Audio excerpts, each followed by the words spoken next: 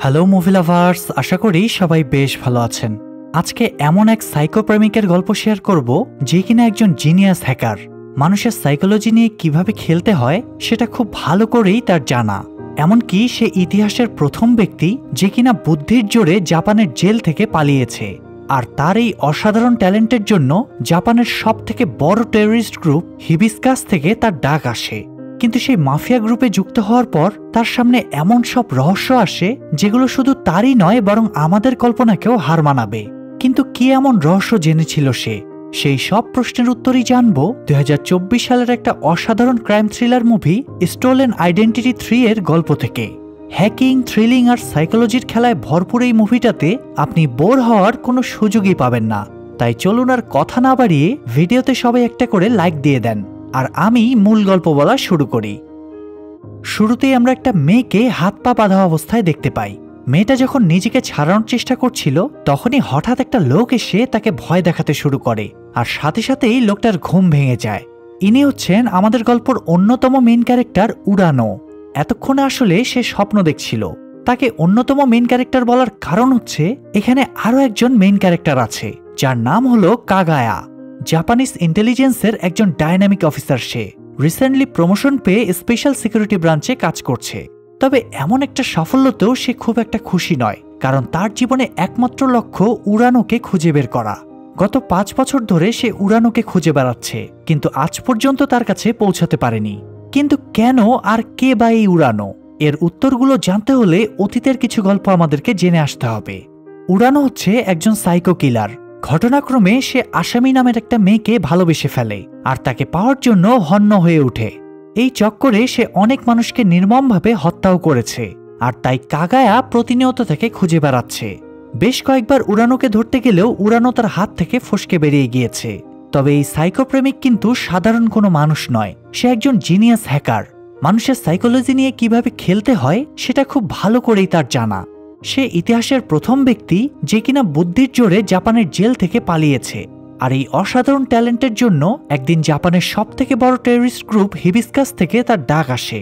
হিবিস্কাসের secretary জিনের কাছ থেকে সে জানতে পারে যে কিছুদিনের মধ্যেই কোরিয়া এবং জাপান গভর্নমেন্টের যৌথ সামিট অনুষ্ঠিত হতে চলেছে।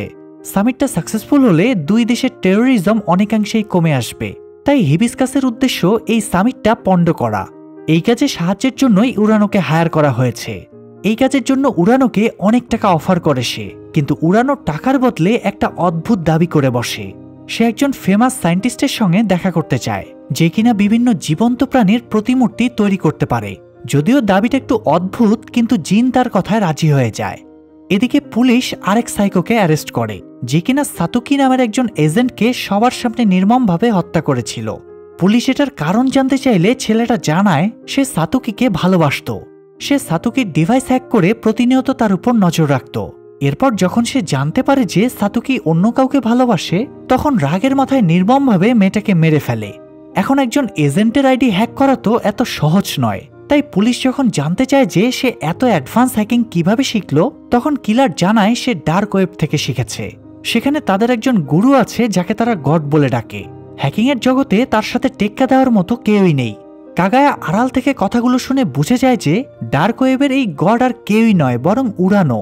সে তার সিনিয়রকে বিষয়টা জানায়, কিন্তু তখন তার সিনিয়র এটা মানতে চায় না, কারণ পুলিশের রেকর্ড অনুযায়ী উরানো মারা গিয়েছে। কিন্তু কাগায়ের বিশ্বাস উরানো মরেনি। এদিকে পরবর্তী সিনে আমরা দেখতে পাই জিন তার অ্যাসিস্ট্যান্ট সুমিনকে উরানোর দেখাশোনার জন্য নিয়োজিত করেছে। সে উরানোকে তার রুম দেখিয়ে দেয়, তারপর তাকে সিডিউস করে ঘনিষ্ঠ হওয়ার চেষ্টা করে। কিন্তু উরানোকে বোকা বানানো এতটাও সহজ নয়। সে তৎক্ষণাৎ বুঝতে পারে সুমিন জিনের কথাতেই উরানোকে নিজের কন্ট্রোলে রাখার জন্য এমনটা করছে। তাই ধরা পড়ার পর সুমিন চুপচাপ সেখান থেকে বেরিয়ে গেলে উরানো আবারও আসামিকে নিয়ে রিসার্চে ব্যস্ত হয়ে পড়ে। আসামির আইডিতে তার হাজব্যান্ড তমিতার সঙ্গে ছবি দেখে উরানো তেলে বেগুনে জ্বলে ওঠে। এরপর দেখা যায় পরদিন সেই তমিতা একটা রেস্টুরেন্টে বসে আনমনে কানে ইয়ারফোন লাগিয়ে কাজ করছিল। এরই মাঝে হঠাৎ একজন ফিমেল স্টাফ সেই ইয়ারফোনের তারে পেঁচিয়ে হোঁচট খেয়ে পড়ে যায়, আর তাতে তমিতার ইয়ারফোনটা নষ্ট হয়ে যায়। মেয়েটা তখন তাকে একটা নতুন ইয়ারবাড উপহার দিতে যায়, কিন্তু সেটা অনেক দামি হওয়ায় তমিতা সেটা প্রথমে নিতে চায় না। তাছাড়া একজন সাধারণ ওয়েটারের কাছে এত দামি ইয়ারফোন দেখে সে খুব অবাক হয়। তখন মেয়েটা জানায় তাকে কোম্পানি থেকে একটা স্যাম্পল পিস দেওয়া হয়েছিল। তো মেয়েটার রিকোয়েস্টে সে এবার এয়ারফোনটা নিয়ে নেয়। ওদিকে সুমিন উড়ানোর জন্য খাবার নিয়ে গিয়ে দেখে সে গত রাতের খাবারটা ছুঁয়েও দেখেনি। ব্যাপারটা তার কাছে একটু খারাপ লাগে, তবে সে কোনো রিয়্যাক্ট করে না। এরপর সে জিনের সাথে কথায় কথায় জানতে পারে যে মিশন শেষে জিন উড়ানোকে মেরে ফেলার প্ল্যান করেছে। সেটা শুনে সুমিন বেশ ঘাবড়ে যায়, তবে তার এখানে কিছুই করার ছিল না। পরদিন উড়ানো সুমিনের সঙ্গে সেই সায়েন্টিস্টের কাছে যায়। সেখানে গিয়ে সায়েন্টিস্টের কালেকশন দেখে উড়ানো ভীষণ ইমপ্রেস হয়ে যায়। সে পৃথিবীর অনেক দুর্লভ এবং বিলুপ্ত প্রাণীর প্রতিমূর্তি তৈরি করে সাজিয়ে রেখেছিল, তবে সব থেকে বেশি নজর কাড়ে একটা বাচ্চা মেয়ের প্রতিমূর্তি। মূর্তিটাকে দেখতে হুবহু জীবন্ত মানুষের মতো। সেটা দেখে উড়ানো খুব খুশি হয়। সে নিজেও একটা প্রতিমূর্তি তৈরি করতে চাইছিল, তবে সেটা কার তা আমরা একটু সামনেই জানতে পারবো।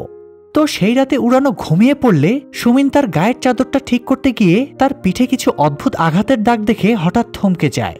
এরপর সে ওয়াশরুমে গিয়ে নিজের পিঠ চেক করলে আমরা তার পিঠেও ঠিক একই রকম কিছু দাগ দেখতে পাই। সেগুলো দেখে স্পষ্ট বোঝা যাচ্ছিল তাদের কারো অতীতই খুব একটা সহজ ছিল না, আর এখান থেকেই উড়ানোর প্রতি একটা অদ্ভুত মায়া তৈরি হয় সুমিনের।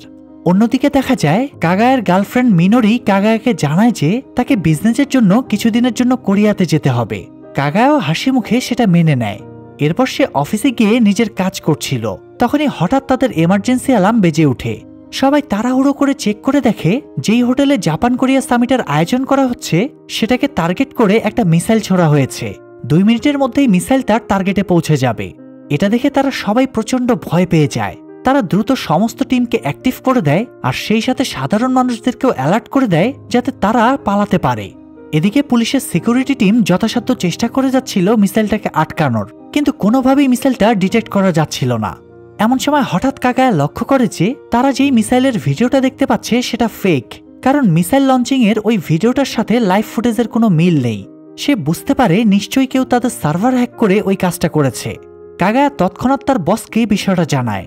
সবাই তখন হতবাক হয়ে যায় যে তাদের এমন অ্যাডভান্স সিকিউরিটি সার্ভার হ্যাক করার সাহস কে দেখাতে পারে। তবে কাগায়া বুঝে গিয়েছিল কাজটা কার হতে পারে। ওদিকে জিনকে তখন দেখা যায় উড়ানোর কাজে সে বেশ ইমপ্রেস হয়েছে। উড়ানো তখন জিনের কাছে জানতে চায় যে তাদের পরবর্তী প্ল্যান কি হবে। তখন জিন জানায় তারা সামিটের দিন সেখানে একটা বড় ব্লাস্ট করাবে। এতে সামিট তো বন্ধ হবেই, সেই সাথে 2 দেশের মধ্যে সম্পর্কও নষ্ট হবে। উড়ানো তখন সেই কথা অনুযায়ী কাজে লেগে পড়ে। এরপর রাতে সুমিন উড়ানোর জন্য সুশি বানিয়ে নিয়ে যায়। সে ভেবেছিল এবারও হয়তো উড়ানো খাবারগুলো খাবে না, কিন্তু অদ্ভুত ব্যাপার হলো খাবারটা দেখা মাত্রই উড়ানো খেতে শুরু করে। শুধু তাই নয়, খাবারের অনেক প্রশংসাও করে। সুমিন সেটা শুনে অবাক হয়ে যায়।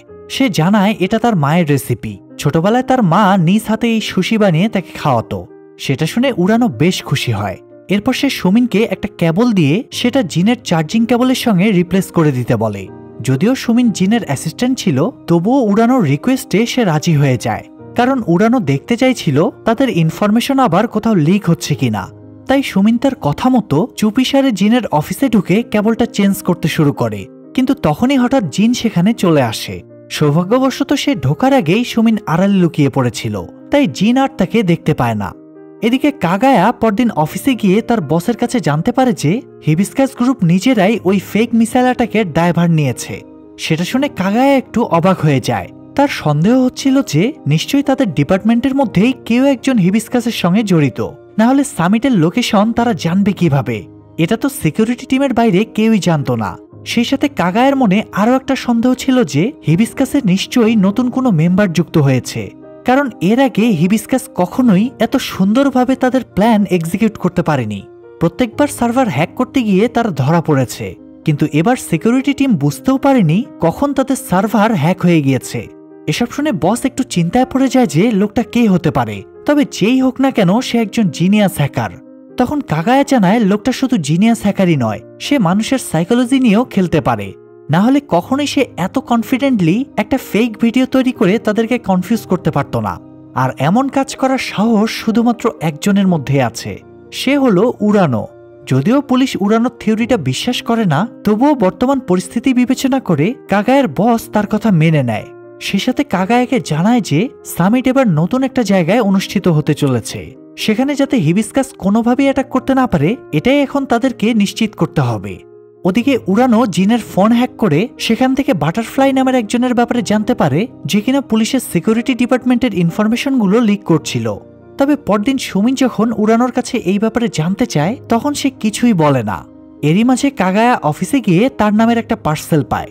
সে পার্সেলটা খুললে উড়ানোর একটা চিঠি খুঁজে পায় যেখানে বলা ছিল তাদের ডিপার্টমেন্টের কেউ একজন ইনফরমেশন লিক করছে। তাই কাগায়া যেন বাটারফ্লাইয়ের থেকে সবসময় সতর্ক থাকে। চিঠিটা পড়ে কাগায়া নিশ্চিত হয়ে যায় যে আসলেই ডিপার্টমেন্টের মধ্যে কোনো মির্জাফর আছে, কিন্তু সেটা আসলে কে এটা সে বুঝতে পারছিল না। তাই সেখানে থাকা সবাইকে সন্দেহের চোখে দেখতে শুরু করে কাগায়া। সেদিন সে বাড়ি ফিরে তার গার্লফ্রেন্ড মিনোরিকে দেখে ভীষণ অবাক হয়, কারণ মিনোরির ফিরতে আরো কিছুদিন সময় লাগার কথা। কিন্তু মিনোরি জানায় তার কাজ দ্রুতই শেষ হয়ে গিয়েছে, তাই সে আর ওখানে দেরি করেনি। এমন সময় কাগায়া হঠাৎ মিনোরির কাছে এক্সট্রা ফোন দেখে অবাক হয়। তখন মিনোরি জানায় ওই ফোনটা সে বিজনেসের কাজে ব্যবহার করে। কিন্তু অদ্ভুত ব্যাপার হলো এর আগে কখনোই কাগায়া তার কাছে এই ফোনটা দেখেনি, তাই তার মনে একটু সন্দেহ জাগে।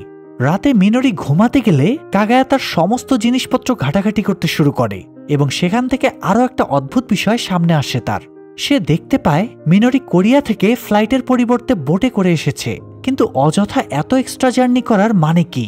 এসব দেখে কাগায়ার কেন যেন মনে হচ্ছিল মিনোরি কোনোভাবে হিবিস্কাসের সঙ্গে জড়িত নয়। তো সত্যিটা বের করার কোনো উপায় না পেয়ে সে পরদিন তার সিনিয়রের কাছে গিয়ে বিষয়টা খুলে বলে এবং তাকে জানায় যে সে উড়ানোকে খোঁজার জন্য কোরিয়া যেতে চায়।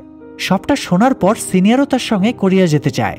সেটা শুনে কাগায়া খুব খুশি হয়, কারণ এই মুহূর্তে সে তার সিনিয়রকে ছাড়া কাউকেই বিশ্বাস করতে পারছিল না। তো তারা কোরিয়া যাওয়ার প্রস্তুতি নিতে শুরু করে। সেই রাতে কাগায়ার সিনিয়র তাকে একটা হোটেলে ডেকে পাঠায়। সেখানে গিয়ে কাগায়ার সঙ্গে সেই তমিতা নামের লোকটার দেখা হয়। কাগায়ার সিনিয়র তমিতাকেও তাদের প্ল্যানে ইনক্লুড করতে চাচ্ছিল, তবে তমিতা কোনোভাবেই তাতে রাজি হচ্ছিল না, কারণ এতে তার ওয়াইফের জীবনে রিস্ক হতে পারে। তখন কাগায়া তাকে বোঝানোর চেষ্টা করে যে এখানে থাকলেও তাদের জীবনের রিস্ক হবে, কিন্তু তমিতা তার কথা মানতে চায় না। তখন সিনিয়র তমিতার কাছ থেকে তার মোবাইলটা চেয়ে নেয়। এরপর সেটা চেক করে দেখে উড়ানো অলরেডি তমিতার মোবাইল হ্যাক করে বসে আছে। তমিতা বিশ্বাসই করতে পারছিল না তার মোবাইল হ্যাক হতে পারে। গতবার তার ওয়াইফ কিডন্যাপ হওয়ার পর থেকে সে একটা মুহূর্তের জন্য তার মোবাইল হাতছাড়া করেনি, তাহলে এমনটা কি করে হলো সে কিছুই বুঝতে পারছিল না। তখনই হঠাৎ তার ওই রেস্টুরেন্টের কথা মনে পড়ে যায়। সে কাগায়াকে বিষয়টা জানানো মাত্রই সে বুঝে যায় এই সব কিছু ইয়ারফোনের কারণেই হয়েছে। তমিতা সেটা শুনে খুব টেনশনে পড়ে যায় এবং উড়ানোর হাত থেকে বাঁচার জন্য কাগায়াদের সাহায্য করতেও রাজি হয়। তো তাদের প্ল্যান অনুযায়ী প্রথমে তমিতা এবং আসামি মেসেজের মাধ্যমে কোরিয়া যাওয়ার ব্যাপারে ডিসকাস করে, যাতে এই বিষয়টা উড়ানোর চোখে পড়ে। ঘটনাক্রমে উড়ানো তাদের ফাঁদে পা দিয়ে দেয়। আসামি কোরিয়া আসছে দেখে সে প্রচন্ড খুশি হয়। সে স্বপ্ন সাজাতে শুরু করে যে এবার যেভাবেই হোক আসামিকে এনে তার একটা প্রতিমূর্তি তৈরি করে আজীবনের জন্য কাছে রেখে দেবে সে। যাই হোক, পরদিনই তমিতা এবং আসামি কোরিয়া পৌঁছে একটা হোটেলে গিয়ে ওঠে। উড়ানো আগে থেকেই সেই হোটেলের ইনফরমেশন বের করে রেখেছিল, তাই কিছুক্ষণের মধ্যে সেও সেখানে পৌঁছে যায়। কিন্তু তার জানা ছিল না কাগায়ারাও সেখানে লুকিয়েছিল। উড়ানো যখন হোটেলের লিফটে উঠে তখনই কাগায়ার টিম লিফটের সবগুলো এক্সিট পয়েন্ট ব্লক করে ফেলে তাকে ধরার জন্য। লিফট খোলার সাথে সাথেই তারা উড়ানোকে পাকড়াও করে ফেলে, কিন্তু পরবর্তীতে দেখা যায় লোকটা তো উড়ানো ছিলই না। আসলে উড়ানো সব সময় ব্যাকআপ প্ল্যান সঙ্গে নিয়ে চলতো, তাই সে আগে থেকেই কিছু র্যান্ডম লোককে ঠিক করে রেখেছিল যারা হুবহু উড়ানোর মতো পোশাক পরেই সেদিন হোটেলের লিফটে উঠবে। এভাবে সে আবারও পুলিশদের চোখকে ফাঁকি দিয়ে সেখান থেকে পালাতে সফল হয়। তবে এসবের মাঝে কাগায়ার টিমের একজন মারা যায়। তো ওই রাতে কাগায়া এবং তার সিনিয়র এই বিষয়গুলো নিয়ে ডিসকাস করছিল, তখনই কাগায়ার কাছে একটা অচেনা নাম্বার থেকে কল আসে। কলটা উড়ানোই করেছিল। সে প্রথমে কাগায়াকে নিয়ে কিছু হাসি তামাশা করে। এরই মাঝে একটা ড্রোন এসে তাদের সামনে দাঁড়ায়। এই ড্রোনটাও উড়ানোই পাঠিয়েছিল। এরপর সে কাগায়াকে আবারও সতর্ক করে দেয় যে সে যেন কারো উপর অন্ধবিশ্বাস না করে, তার আশেপাশে সব সময় সতর্ক দৃষ্টি রাখে। এই বলেই সে কলটা কেটে দেয়, আর সাথে সাথেই ড্রোনের ভেতর থাকা বোমটা ব্লাস্ট হয়ে যায়। তবে সৌভাগ্যবশত কাগায়াদের কোনো ক্ষতি হয় না। এদিকে সুমিন সেই রাতে বাড়ি ফেরার পথে হঠাৎ একটা লোক তাকে কিডন্যাপ করে। তাকে দেখে সুমিন প্রচন্ড ভয় পেয়ে যায়। আর এখানে গল্পের আরও একটা রহস্য সামনে আসে। মূলত সুমিন তার মায়ের যে গল্প উড়ানোকে শুনিয়েছিল সেটা সম্পূর্ণ মিথ্যে। সে ছোটবেলা থেকেই অনাথ আশ্রমে মানুষ হয়েছে। এরপর তার চাচা এসে তাকে সেখান থেকে নিয়ে যায়, কিন্তু চাচার কাছে যাওয়ার পর সুমিনের জীবনটা নরক হয়ে ওঠে। চাচা তাকে প্রতিনিয়ত অত্যাচার করত। সুমিনের পিঠের দাগগুলো সেটারই প্রমাণ। চাচার হাত থেকে বাঁচার জন্যই সে হিবিস্কাসে যোগ দেয়, কারণ সে ভালো করেই জানতো তার চাচা হিবিস্কাসের মতো এত বড় গ্যাংয়ের সঙ্গে পাঙ্গা নেওয়ার চেষ্টাও করবে না। তবে আজ সুযোগ বুঝে তার চাচা আবারও তাকে টর্চার করার চেষ্টা করে, কিন্তু তখনই হঠাৎ উড়ানো সেখানে পৌঁছে গিয়ে লোকটাকে মেরে সুমিনকে বাঁচিয়ে নেয়। সুমিন তাকে সেখানে দেখে অবাক হয়ে যায়।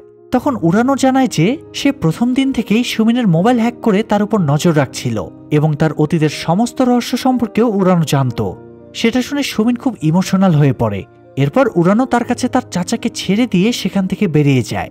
সুমিন প্রথমে রাগের মাথায় লোকটাকে মারতে যায়, কিন্তু তার করুণ আর্তনাদ শুনে আর আঘাত করাটা সম্ভব হয় না তার পক্ষে। এরপর উড়ানো তাকে তার ফ্ল্যাটে নিয়ে যায়। সেখানে কথায় কথায় সুমিন তাকে বলে সেও উড়ানোর ব্যাপারে টুকটাক খোঁজ খবর নিয়েছে। উড়ানো যে ছোটবেলা থেকেই তার মায়ের অত্যাচার সহ্য করে বড় হয়েছে এটা সুমিন জানত। উড়ানো সেটা শুনে বেশ ইমোশনাল হয়ে পড়ে। অতীতের কথাগুলো মনে পড়তে থাকে তার, তবে সে কোনো রিয়্যাক্ট করে না। এরপর রাতে সুমিন নিজেই উড়ানোর সঙ্গে একই বেডে ঘুমানোর জন্য রিকোয়েস্ট করে। যেহেতু মেয়েটা অলরেডি অনেক ভেঙে পড়েছিল তাই উড়ানো আপত্তি করে না। সুমিন চুপচাপ তার পাশে শুয়ে নিশ্চিন্তে ঘুমিয়ে পড়ে। আসলে সে ধীরে ধীরে উড়ানোকে ভালোবাসতে শুরু করেছিল, তবে উড়ানো সেটা বুঝেও না বোঝার ভান করে, কারণ সে তো অন্য কাউকে ভালোবাসে। যাই হোক, পরদিন সকালে ঘুম থেকে উঠে সুমিন দেখতে পায় উড়ানো নিজ হাতে তার জন্য ব্রেকফাস্ট বানিয়েছে। সেটা দেখে সুমিন খুব খুশি হয়ে যায়। এদিকে কাগায়া কোরিয়া থেকে ফেরার পর মিনোরি তাকে কিছু বলতে চাইছিল। সেটা দেখে কাগায়া ভাবে মিনোরি নিশ্চয়ই তার কোনো গোপন প্ল্যানের ব্যাপারে বলতে চাচ্ছে, কিন্তু বেচারি মিনোরি কিছু বলার আগেই হঠাৎ করে তার প্রচণ্ড পেটে ব্যথা শুরু হয়। কাগায়া তখন তাকে দ্রুত হসপিটালে নিয়ে যায় এবং সেখান থেকে সে জানতে পারে যে মিনোরি 3 মাসের প্রেগনেন্ট। কাগায়া মিনোরিকে এই ব্যাপারে জিজ্ঞেস করলে মিনোরি জানায় সে যখন কোরিয়াতে গিয়েছিল তখনই বিষয়টা জানতে পেরেছে, আর এই কারণেই সে ফ্লাইটের বদলে বোটে এসেছিল, কারণ ডাক্তার তাকে বলেছিল এই অবস্থায় ফ্লাইটে যাওয়া তার জন্য ঠিক হবে না। সেটা শুনে কাগায়া ডাবল খুশি হয়ে যায়। একদিকে বাবা হওয়ার খুশি, আর অন্যদিকে মিনোরি যে তাকে ধোকা দিচ্ছে না সেটা জানার খুশি। সে মিনোরিকে জিজ্ঞেস করে যে সে আগে বিষয়টা জানায়নি কেন। তখন মিনোরি বলে সে ভয় পেয়ে গিয়েছিল যে অতীতের ঘটনাগুলোর কারণে হয়তো কাগায়া তার সন্তানকে ভালোবাসতে পারবে না, কারণ সেও তো ছোটবেলা থেকেই তার মায়ের কাছে অত্যাচারিত হয়েছে।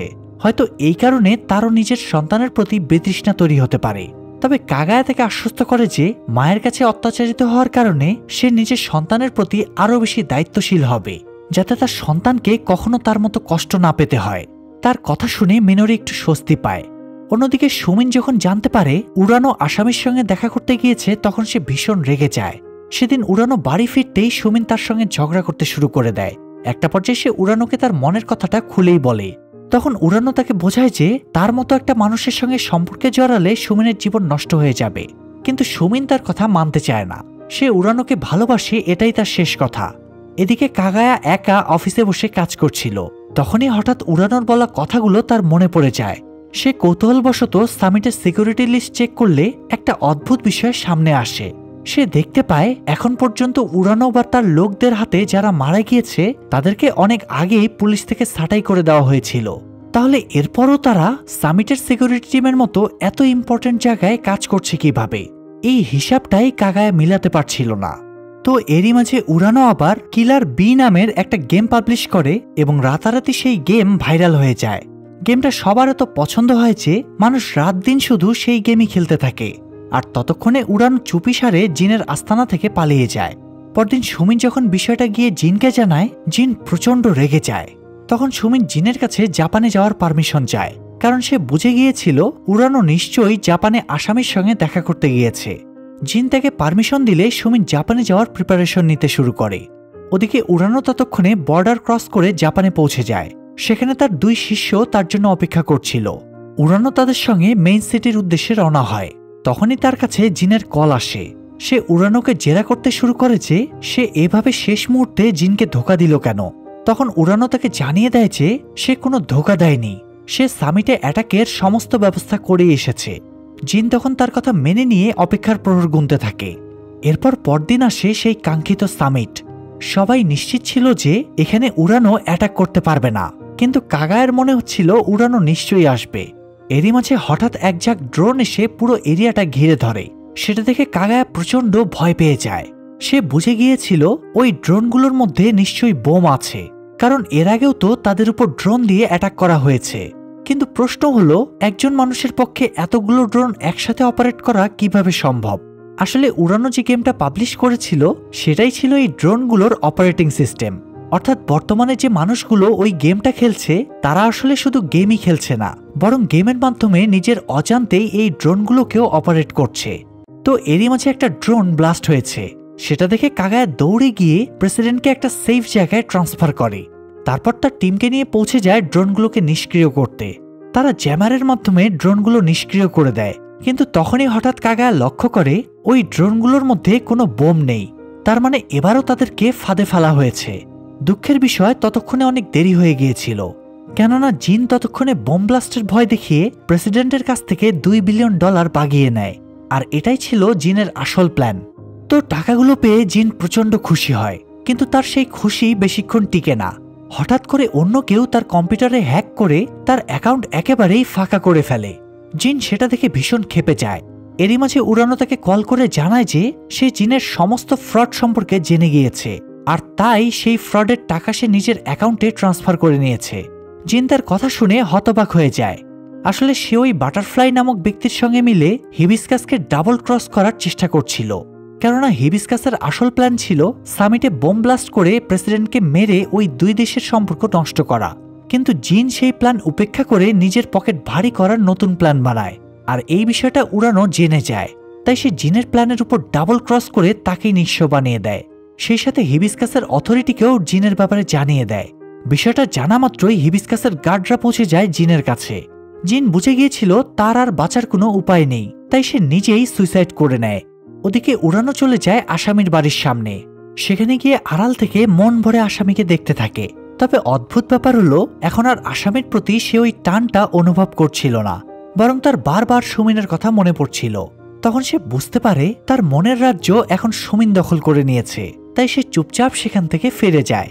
কিন্তু যাওয়ার পথে হঠাৎ সুমিন তার সামনে চলে আসে। সে রাগের মাথায় উড়ানোর দিকে গান পয়েন্ট করে জানতে চায় যে সে আসামির সঙ্গে দেখা করেছে কিনা। তখন উড়ানো জানায় সে আসামির সঙ্গে দেখা করেনি, আর করার ইচ্ছেও নেই। তার কারণ হচ্ছে সুমিন। তবে সে যেহেতু সুমিনকে ধোঁকা দিয়েছে, তাই এখন সে সুমিনের হাতে মরতেও প্রস্তুত। সুমিন সেটা শুনে ইমোশনাল হয়ে যায় এবং উড়ানোকে মারার বদলে সে উড়ানোর উপর অ্যাটাক করার জন্য লুকিয়ে থাকা পুলিশদেরকে গুলি করে উড়ানোকে নিয়ে সেখান থেকে পালিয়ে যায়। তবে সৌভাগ্যবশত একটা গুলি তার পেটেও লেগেছিল, তাই উড়ানো তাকে একটা গোপন জায়গায় নিয়ে গিয়ে আগে তার পেট থেকে গুলিটা বের করে। এরপর তার জন্য মেডিসিন আনতে বাইরে বেরোলেই হঠাৎ কাগায়ের সিনিয়র এসে তার পায়ে গুলি করে দেয়। ঠিক সেই মুহূর্তে কাগায়ও সেখানে চলে আসে। তবে উড়ানোর উপর অ্যাটাক করার বদলে সে তার সিনিয়রের দিকেই গান পয়েন্ট করে, কারণ সে জেনে গিয়েছিল ওই বাটারফ্লাই আর কেউ নয় বরং তার সিনিয়র নিজেই, যাকে কাগায়া সব থেকে বেশি বিশ্বাস করত। সে খোঁজ নিয়ে জানতে পেরেছিল যে ওই মারা যাওয়া সব এজেন্টদেরকে তার সিনিয়রই বেছে বেছে টিমে অ্যাড করেছিল, আর তারা সবাই কোনো না কোনোভাবে হিবিস্কাসের সঙ্গে কানেক্টেড ছিল। সেখান থেকেই কাগায়া তার সিনিয়রের রহস্যটা উদ্ঘাটন করে। লোকটা যখন বুঝতে পারে সে ধরা পড়ে গিয়েছে, তখন সে কাগায়াকে গুলি করে মারতে চায়। তবে সে কিছু করার আগেই উড়ানোই তাকে গুলি করে দেয়। তবে লোকটা মরার ঠিক আগ মুহূর্তে উড়ানোর বুকে গুলি করলে সেও মৃত্যুর কোলে ঢলে পড়ে। কাগায়া তখন দৌড়ে চলে যায় উড়ানোকে বাঁচানোর জন্য, কিন্তু ততক্ষণে অনেক দেরি হয়ে যায়। কাগায়ের কোলে মাথা রেখে শেষ নিঃশ্বাস ত্যাগ করে উড়ানো। সে সব সময় কাগায়াকে বন্ধু বলে সম্বোধন করত, তবে আজ কাগায়া বুঝতে পারছে উড়ানো সত্যিই তাকে বন্ধু মানত। তাই তার মৃত্যুতে কাগায়া ভীষণ ভেঙে পড়ে। এমন সময় হঠাৎ কেউ একজন কাগায়ের মাথায় আঘাত করলে সে অজ্ঞান হয়ে যায়। এরপর পরদিন যখন তার জ্ঞান ফেরে, তখন জানা যায় উড়ানোর লাশটা গায়েব হয়ে গিয়েছে, কিন্তু সেটা কে নিয়ে গিয়েছে এটা কারো জানা নেই। এরপর আমরা সুমিনকে দেখতে পাই। সে শহর থেকে দূরে একটা নতুন বাড়িতে থাকতে শুরু করেছিল, আর তার সাথে ছিল উড়ানো। তাহলে কি উড়ানো সেদিন মারা যায়নি? আসলে সুমিনের সঙ্গে এখন যাকে দেখা যাচ্ছে সে উড়ানো নয় বরং তার প্রতিমূর্তি। সেদিন সুমিন উড়ানোর লাশটা তুলে এনে তার মূর্তি বানিয়ে নিজের কাছে রেখে দেয়, আর তার সঙ্গেই বাকি জীবনটা কাটিয়ে দেওয়ার সিদ্ধান্ত নেয়। এবং এই সুন্দর গল্পটা এখানেই শেষ হয়ে যায়। সত্যি বলতে আজকের গল্পটা নিয়ে আমার কিছুই বলার নেই, শুধু এটাই বলবো যে গল্পটা আমার কাছে অসাধারণ লেগেছে। আপনাদের কাছে কেমন লাগলো সেটা অবশ্যই কমেন্ট করে জানাবেন। আর এমন সব সুন্দর সুন্দর মুভির এক্সপ্লানেশন দেখার জন্য চ্যানেলটা সাবস্ক্রাইব করে বেল বাটনটা অল প্রেস করে রাখবেন। আজকের মতো বিদায় নিচ্ছি, দেখা হবে পরের ভিডিওতে। আল্লাহ হাফেজ।